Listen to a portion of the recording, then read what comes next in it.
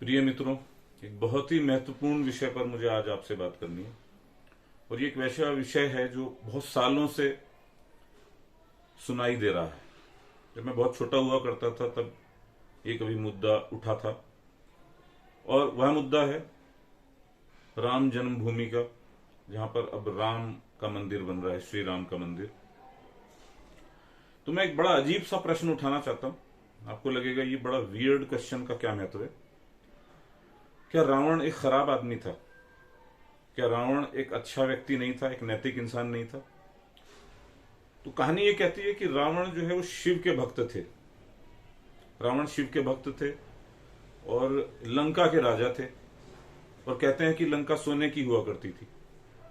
तो जिसका देश सोने का होता होगा तो समझ लीजिए कि वहां का राजा कैसा होगा, जनता उसका कितना सम्मान करती होगी। तो मुझे पता नहीं है कि ये बात कहां तक ठीक है, मगर मैंने ये सुना है, मेरी जानकारी जहां तक है, कि श्रीलंका में रावण की पूजा होती है, ऐसा मैंने सुना है। I am not sure, but वहां पर रावण का एक विशेष सम्मान है श्रीलंका में आज भी। अब ये जो युद्ध हुआ था राम और रावण के बीच में, क्या ये अच्छाई और बुराई के बीच का युद्ध था? क्या जो युद्ध हुआ था कौरव और पांडव के बीच में, क्या वो भी अच्छाई और बुराई के बीच का युद्ध था? या क्योंकि पांडवों की जीत हुई इसलिए हम कहते हैं कि पांडव अच्छे थे और कौरव खराब थे? अगर भगवान कृष्ण पांडवों के साथ ना होते, यदि वो कौरवों के साथ होते और कौरवों के साथ उन्होंने युद्ध लड़ा होता, तो क्या इतिहास वही होता? क्या यह संभव नहीं था कि गीता जो अर्जुन को बोली गई वो दुर्योधन को बोली जाती, वही भगवत गीता, या फिर वो भगवत गीता मान लीजिए कि कर्ण को बोली जाती? क्या यह संभव नहीं था? तो आप सोच रहे होंगे कि मैं कहना क्या चाह रहा हूं। मैं कहना यह चाह रहा हूं कि जो भी जानकारी आज हमें है अपने अतीत के बारे में, हिस्ट्री के बारे में, वो कहां से आती है? तो या तो किसी ने लिखी है या किसी ने किसी को बताई है, जिसकी कोई सत्यता नहीं है। तो जो आज हम सत्य मानते हैं, जिसको आज हम दिव्य मानते हैं, वो इसलिए मानते हैं कि हमें उस प्रकार से ट्रांसफर किया गया है, हस्तांतरित किया गया है। तो जब हम कहते हैं कि राजा राम भगवान स्वरूप थे और रावण क्योंकि उनका विरोधी था, तो इसलिए वो एक व्यभिचारी आदमी था, कहें अनैतिक आदमी था, क्रूर था। क्या वास्तव में वैसा था?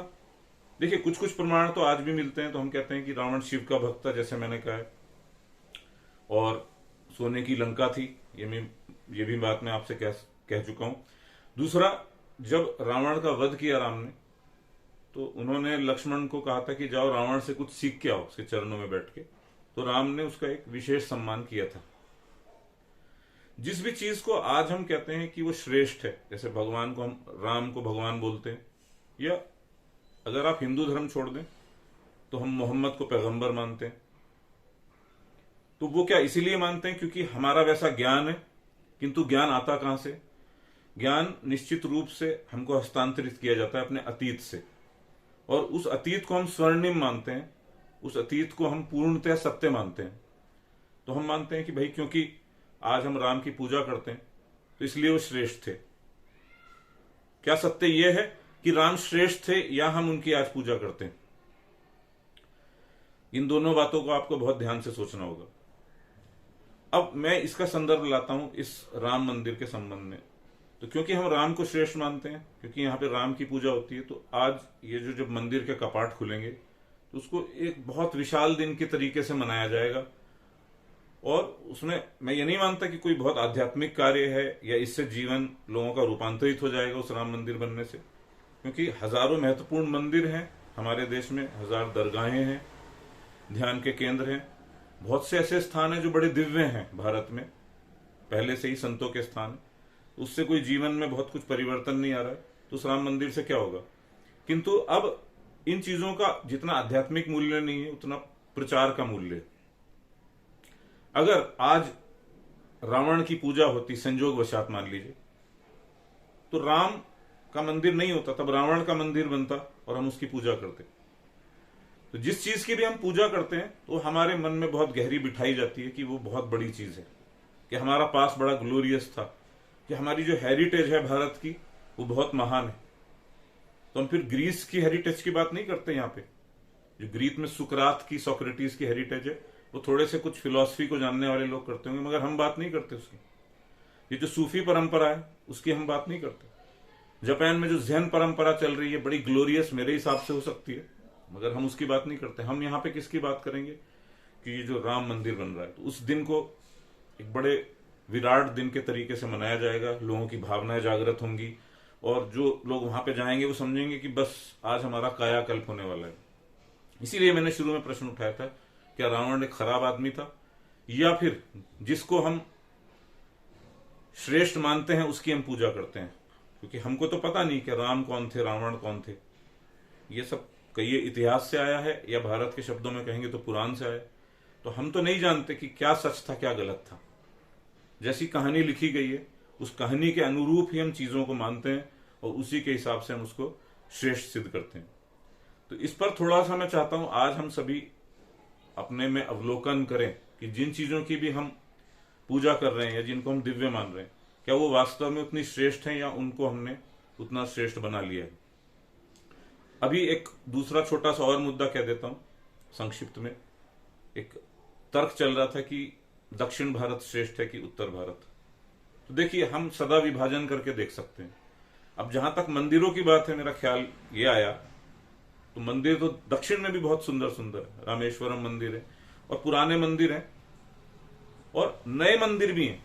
तो हम नए मंदिरों को कितना पूछते हैं? अब नए मंदिर कौन से, मैं आपको बताता हूं। तो नए मंदिर वो ध्यान और योग के केंद्र हैं, जहां पर लोगों की चेतना में रूपांतरण हो रहा है। जैसे ईशा फाउंडेशन कोयम्बटूर, वहां पर मैं पूछूंगा कि जो सनातन को मानते हैं कितने लोग जाते हैं ईशा फाउंडेशन कोयम्बटूर। उन्होंने अभी दूसरा ईशा केंद्र खोला है, वहां पे बड़ी शिव की प्रतिमा स्थापित की बेंगलोर में। ओशो इंटरनेशनल फाउंडेशन, यहाँ पे 100 से अधिक ध्यान विधियां चलती हैं जो लोगों की चेतना में रूपांतरण करती हैं। यहाँ पे आप पूरे ट्रांसफॉर्म हो सकते हैं। अगर आप वहां 3 महीने रुक जाएं तो आपका पूरा जीवन पलट जाए। मेरे हिसाब से ये सनातन धर्म के आधुनिक अड्डे हैं। और भी बहुत से आपको स्थान मिल जाएंगे। कहिए कि गोयनका जी का विपස්සना केंद्र जो है, वहां जाइए आप, गौतम बुद्ध की प्रणाली से ध्यान हो रहा है। किंतु हमें जीवन रूपांतरण से कोई भी मतलब नहीं है, जहां तक मैं देखता हूं। हम मात्र ये चाहते हैं कि हम किसी चीज को बड़ा श्रेष्ठ मान लें, उसमें अपने अहंकार को आरोपित कर दें, फिर उसकी पूजा प्रारंभ करें और जयकारा करें उसका, और जयकारा करें, और जो नेतागण उसकी बात कर रहे हैं तो उनको सम्मानित कहें, कि हम कहें कि देखिए कितना विराट कार्य हुआ है।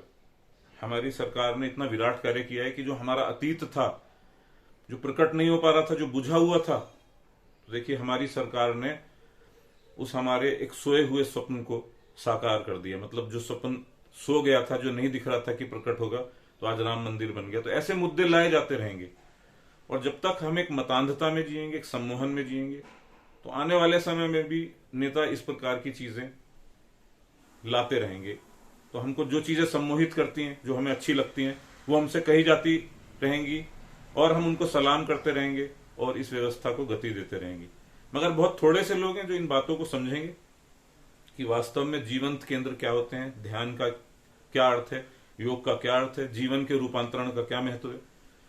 तो मैं ये बात आज इसलिए कर रहा हूं आपसे कि रावण भी खराब व्यक्ति नहीं था, किंतु हम ऐसा मानते हैं, हम ऐसा जानते हैं, तो हम रावण को खराब कर लेते हैं। तो आप अपने भीतर झांक के देखिए कि ये राम और रावण छुपे हुए कहां है दरअसल। तो आपको पता चलेगा ये राम और रावण आपके ही भीतर छुपे हुए हैं। आप अपने ही भीतर के रावण की निंदा कर रहे हैं और भीतर के राम की स्तुति कर रहे हैं। और जो व्यक्ति आपको ये दिखाता है कि ये राम की स्तुति होनी चाहिए, उसका आप सहयोग करते हैं और समर्थन करते हैं। इतनी सी बात मुझे कहनी थी। आप धन्यवाद।